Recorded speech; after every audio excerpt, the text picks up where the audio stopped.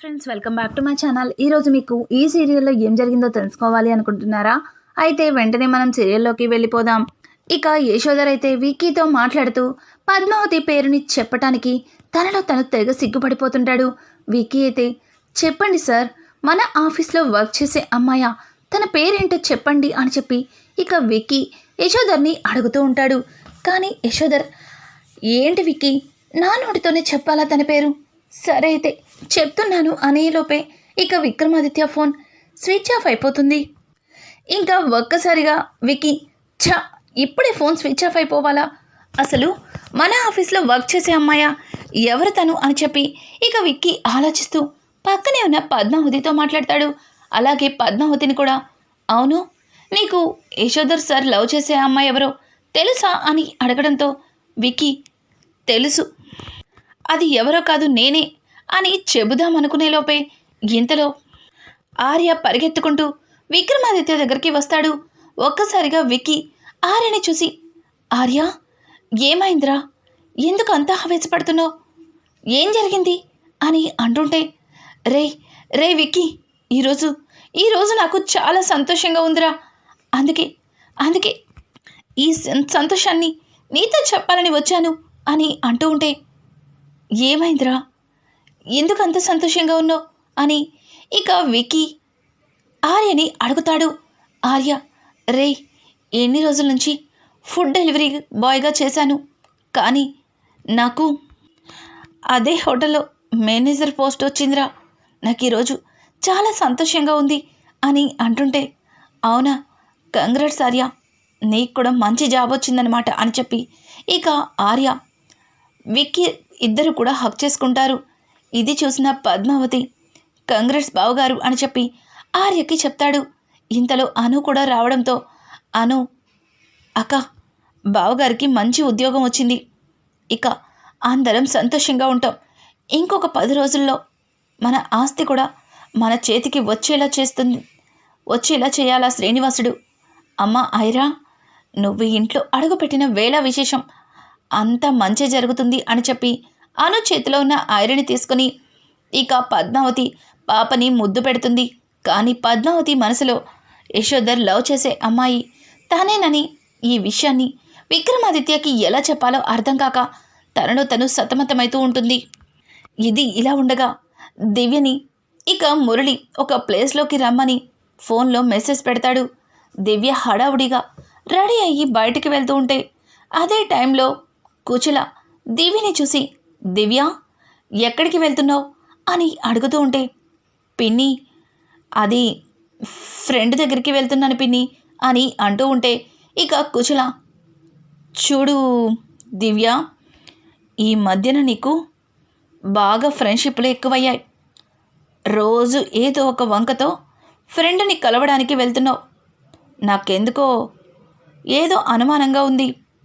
చూడు, ఇప్పటికే మనం ఉన్న పరిస్థితుల్లో ఎన్ని ఇబ్బందులు పడుతున్నామో చూస్తూనే ఉన్నావు, ఇట్లాంటప్పుడు నువ్వు ఫ్రెండ్స్ అని అదని ఇదని కొత్త సమస్యలు తీసుకురాకు, ఫ్రెండు లేదు ఏమీ లేదు, ఇంట్లోనే ఉండు అని చెప్పి కుచల ఇక దివ్యకి చెబుతూ ఉంటే అదే టైంలో పద్మావతి దివ్య కుచల దగ్గరికి వచ్చి, అత్తయ్య, ఏమైంది, దివ్య ఫ్రెండ్ని కలిస్తే తప్పేముంది అని అంటుంటే, అది కాదు డ్యామేజ్ గర్ల్, తను ప్రతిరోజు ఫ్రెండ్ అంటుంది, ఎక్కడికో వెళ్తుంది, కొద్దిసేపటికి వస్తుంది, అసలు ఈ కాలంలో ఆడపిల్లలు బయటికి వెళ్తుంటే ఎలాంటివి జరుగుతున్నాయో తెలియంది కాదు, అందుకే ఫ్రెండు లేదు గిండు లేదు, అంతగా తనతో నీకు పనుంటే తననే మన ఇంటికి రమ్మని చెప్పు అని చెప్పి కూచల అంటూ ఉంటే ఇక పక్క నుంచి పద్మావతి, అయ్యో అత్తయ్య, తనకి ఏం అవసరమో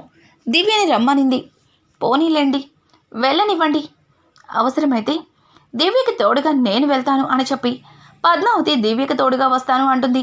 ఇక దివ్య, అయ్యో పర్వాలేదు వదినా, పర్వాలేదు, మన వీధి చివరే, ఇలా వెళ్ళి అలా వచ్చేస్తాను, మీరెందుకు, చాలా పనులుంటాయి కదా అని చెప్పి ఇక దివ్య పద్మావతితో అంటుంటే, పద్మావతి, పర్వాలేదు దివ్య, ఇంట్లో పనులు ఎప్పుడైనా చేసుకోవచ్చు, కానీ ఫ్రెండ్ మనకు అవసరమైనప్పుడు రారు కదా, పద, నేను నీతో వస్తాను అని చెప్పి ఇక బలవంతంగా పద్మావతి దివ్యతో వెళ్తుంది.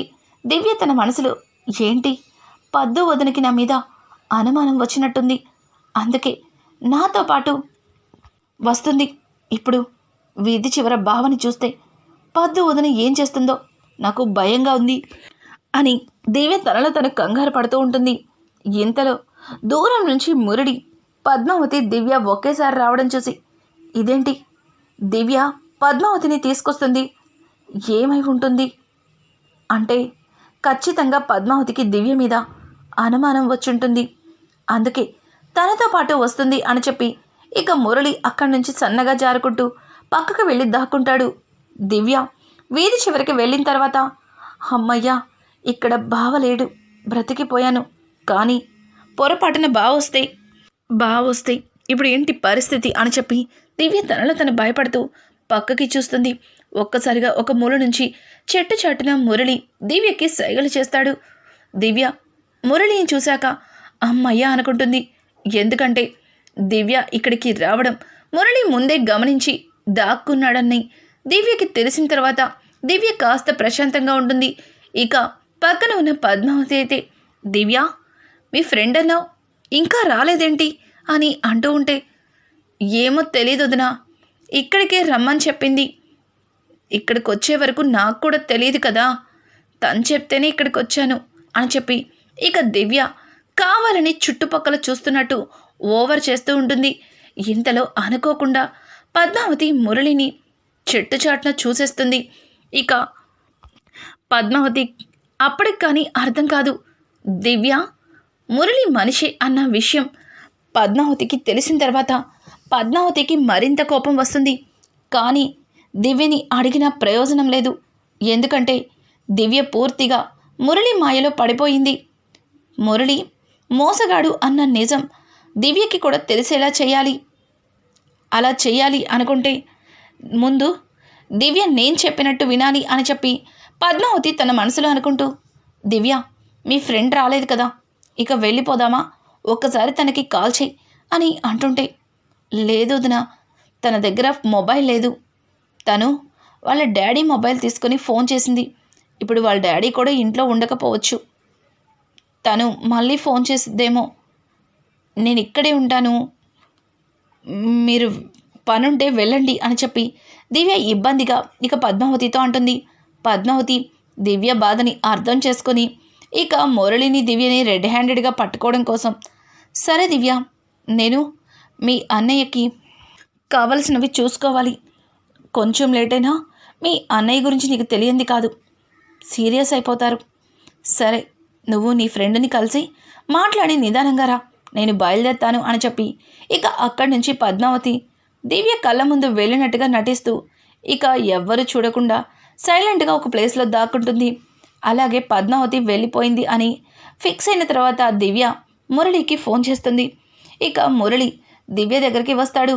దివ్య మురళిని చూసి ఏంటి బావా, చూసావుగా పద్మావతికి నా మీద అనుమానం వచ్చింది, అందుకే ఈరోజు నాతో పాటు నా వెంటే వచ్చింది, రేపు నిజం తెలిస్తే పద్మావతి నన్నేమంటుందో ఏంటో అని భయంగా ఉంది, బావా నేను నీతో వచ్చేస్తాను బావా అని అంటూ ఉంటే ఆ మాటలకి మురళి చూడు దివ్య, ఇదంతా చేస్తుంది నీకోసమే కదా, నిన్ను పెళ్లి చేసుకొని నిన్ను సంతోషంగా చూసుకోవడం కోసమే కదా, ఇప్పుడు నువ్వు నాతో వచ్చేస్తే ఏం చేద్దాం, అసలు అరవింద ఆస్తిని రాయలేదు, అవును ఇప్పుడు ఇంట్లో పాప పరిస్థితి ఎలా ఉంది అని అంటుంటే బావా నిన్న పాపని ఎవడో ఎత్తుకుపోయిన దగ్గర నుంచి ఇంట్లో అందరూ పాపకి మరింత సెక్యూరిటీ అయ్యారు, ఇక కూచుల పిన్నైతే చెప్పనక్కర్లేదు, పాపని నిమిషం కూడా విడిచిపెట్టట్లేదు, నాకు ఆ పాపని ఎత్తుకెళ్ళింది నువ్వేనేమో అని చిన్న అనుమానం ఉండేది, నువ్వైతే కాదు కదా అని చెప్పి దివ్య అంటుంటే అవును పాపని తీసుకెళ్ళింది నేనే, అలాగే నన్ను పద్మావతి ఆల్రెడీ చూసేసింది అని చెప్పడంతో ఒక్కసారిగా దివ్య వెనకడుగు వేసి మురళి వైపు చూసి షాక్ అయిపోతుంది. బావా ఏమంటున్నావు, నువ్వు చెప్పేది నిజమా, పద్మావతి నిన్ను చూసేసిందా, మరి ఈ నిజాన్ని ఎందుకు ఎవ్వరికీ చెప్పలేదు అని అంటూ ఉంటే దానికి మురళి చెప్తే మళ్ళీ ఆ పాప అరవింద కూతురని అందరికీ తెలుస్తుంది కదా, అలాగే నాకు కూడా తెలిసిపోతుంది కదా, అందుకే నిజాన్ని తన గుండెల్లోనే దాచుకుంది అని అంటూ ఉంటే ఇక దివ్య అదేంటి బావా, అంటే ఇంట్లో ఉన్న పాప అరవింద్ అక్క కూతురా? ఇంకా నిజం తెలిసి ఇలా మనం సైలెంట్గా ఉంటే ఎలా కుదురుతుంది? ఇప్పుడే పాపని ఎలా అయినా సరే ఇంట్లో నుంచి తీసుకొస్తాను, తరువాత పాపని అడ్డం పెట్టుకుని అరవింద్ అక్కతో ఆస్తి మొత్తాన్ని నీ పేరుకి మార్చుకో అని చెప్పి ఇక దివ్య చెప్తుంటే, చూడు దివ్య, నువ్వు అనుకున్నంత ఈజీ కాదు పాపని ఎత్తుకురావడం. ఇంతకు ముందు కంటే ఇప్పుడు పాపకి ఇంకాస్త సెక్యూరిటీ ఎక్కువైంది. ఇక పద్మావతి ఎవ్రీ మినిట్ పాపని గమనిస్తూనే ఉంటుంది. పద్మావతి నుంచి పాపని తీసుకురావడం నీకు అంత ఈజీ ఏమీ కాదు. సరేనా, నేను చెప్పినట్టుగా చెయ్యని చెప్పి మురళి దివ్యకి ఏదో చెబుతుంటాడు. ఇక పద్మావతి అయితే ఇదంతా గమనించి పాపని జాగ్రత్తగా చూసుకోవాలి, పాపని అరవింద్ వదిన కూతురని ఈ మురళి అపోహపడుతున్నాడు, పాపకి ఏం కాకుండా జాగ్రత్తగా చూసుకోవాలి అని చెప్పి అక్కడి నుంచి పద్మావతి వెళ్ళిపోతుంది. ఇక దివ్య ఇంట్లో అడుగు పెడుతున్నప్పుడే పద్మావతి, దివ్య, ఫ్రెండ్ని కలిసావా? ఫ్రెండ్తో మాట్లాడావా? ఏమనింది ఫ్రెండు? నిన్ను జాగ్రత్తగా ఉండమనిందా, లేకపోతే ఇంట్లో అందరినీ జాగ్రత్తగా చూసుకోమనిందా అని అంటుంటే దివ్యకి భయమేసి, అదేంటొదినా అలా మాట్లాడుతున్నారు అని అంటూ ఉంటే, అదే నిన్నొకడు బ్లాక్మెయిల్ చేసి బెదిరిస్తున్నాడు కదా, వాడి గురించి మాట్లాడడానికి కదా నీ ఫ్రెండ్ భావనని కలవడానికి వెళ్ళావు అని చెప్పి ఇక పద్మావతి దివ్యతో వెటకారంగా మాట్లాడుతుంది. దివ్య భయపడుతూ కంగారు పడుతూ, అదేం లేదులే వదిన, ఇప్పుడు అదేం లేదు అని చెప్పి అక్కడి నుంచి దివ్య వెళ్ళిపోతుంది. కానీ దివ్య మనసులో పద్మావతి తన మీద అనుమానం ఉందన్న సంగతి దివ్యకి అర్థమవుతుంది. ఇలా పద్మావతి దివ్యని ఒక కంట కనిపెడుతూ కిచెన్లో ఏదో వంట చేస్తూ ఉంటుంది. అప్పుడే అనుకోకుండా విక్రమాదిత్య సడన్గా పద్మావతిని వెనుక నుంచి హక్ చేసుకుంటాడు. ఇక తను అలా హక్ చేసుకోవడంతో పద్మావతి తన చేతిలో ఉన్న గ్లాసులని కింద పడేసి షాక్ అయిపోతుంది. అలాగే విక్కీ వైపు చూస్తుంది. విక్కీ కూడా పద్మావతిని ప్రేమగా చూస్తాడు. పద్మావతికైతే ఏమీ అర్థం కాదు. ఒక్క క్షణం ఒక పాట అయితే పాడుతూ సరదాగా ఇద్దరు అలా దగ్గరవుతారు. తర్వాత సరు ఏమై ఉండది, అంత ఆనందంగా ఉండారు, అసలు ఇంత ఆనందం ఎప్పుడు మీ మొహంలో చూడలేదు అని అంటుంటే పద్మావతి, కోర్టులో అన్నీ మన వైపే ఉన్నాయి, నాకు ఆస్తి మనదవుతుందని ఫుల్ కాన్ఫిడెంట్ ఉంది, ఇప్పుడే లాయర్ గారితో మాట్లాడారు అని చెప్పి ఇక విక్కీ తన మనసులో మాటని పద్మావతికి చెప్తాడు. అలాగే పద్మావతి కూడా విక్కీతో ఒక నిజాన్ని చెప్పాలి అనుకుంటుంది. యశోధర్ గురించి ఎలా అయినా సరే విక్కీకి చెప్పాలి, విక్కీకి అర్థమయ్యేలాగా చెప్పాలి, దివ్య చేస్తుంది కూడా చెప్పాలి అని చెప్పి ఇక పద్మావతి తన మనసులో అనుకుంటూ విక్కీ వైపు చూస్తుంది. ఇక యశోధర్ గురించి చెప్పడంతో విక్కీ యశోధర్ విషయంలో పద్మావతిని ఏమని నిందిస్తాడు? రానున్న ఎపిసోడ్స్ మరింత ఇంట్రెస్టింగ్గా ఉన్నాయి. దివ్య ఇక డైరెక్ట్గా విక్కీకి దొరికిపోతుందా? అసలు ఇలాంటి ఇంట్రెస్టింగ్ వీడియోస్ని మీరు ముందుగా కావాలి అనుకుంటే మా ఛానల్ని సబ్స్క్రైబ్ చేసుకోవడం మాత్రం మర్చిపోకండి. Thanks for watching. Hi friends, welcome back to my channel. ఈరోజు మీకు ఈ సీరియల్లో ఏం జరిగిందో